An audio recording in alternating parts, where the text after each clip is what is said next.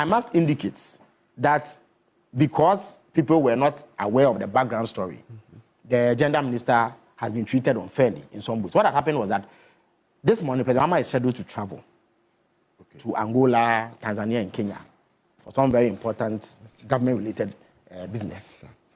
Because of that, and yesterday he had a heavy schedule. We had to go to Hua and come back. He was even scheduled to be at the swag event. So last minute he had to rope in the vice president to stand in for him.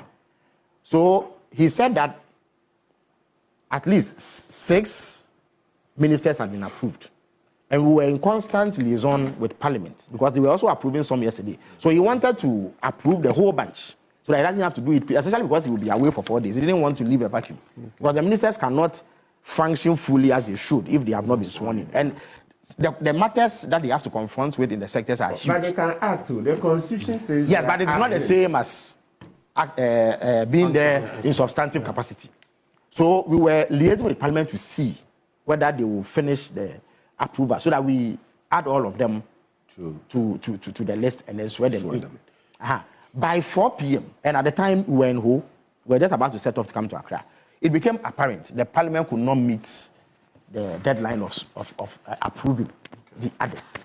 A decision had to be taken. So we reached out to the 6 who had initially been sworn in and indicated that if they were close, they should indicate. 5 of them said that yes, they were within the presence of Parliament, so could come to the Flagstaff House in about 10 minutes. Naa Momo truthfully indicated that a family emergency had taken her out of Accra. And therefore, it was going to be very close. We encouraged her to come nonetheless. And that if she got there in time, she would be added.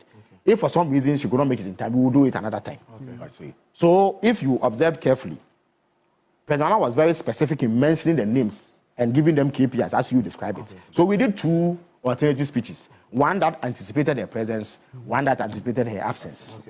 So that's why her name was never mentioned in all of it. To connect. So immediately we had to switch because we had prepared for that scenario. It was to her credit that she showed up anyway. Because it was touch and go. Where she was, there was no way, given all the traffic, that she could get here in time. But we were pushing them and saying that if you are able to make it, fine. If not, not a big deal. Next week when President Mahama does it, so that is it. It's not that she was late. I know her very well. I can vouch she wasn't late. She's a very serious person.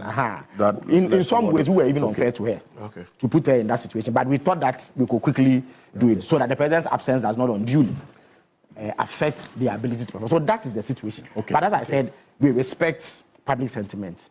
Of course, it's not everything but it's good that you are putting it out there. You see, sometimes too, yes, if the Ghanaian public had known this, I'm sure they would have tempered their criticism. But of course, they are right based on what they see and know to make any commentary. But I must plead that it is not the doing of the minister that it happened that way. This clarity is very, very important because of what has been going on for quite a while, and stories that had been published as well that she was late and so on. It's important that you explain. Elected not to be there at all.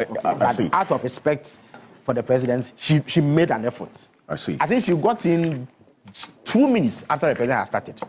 That's all. And she really pushed it close. But it was not her fault.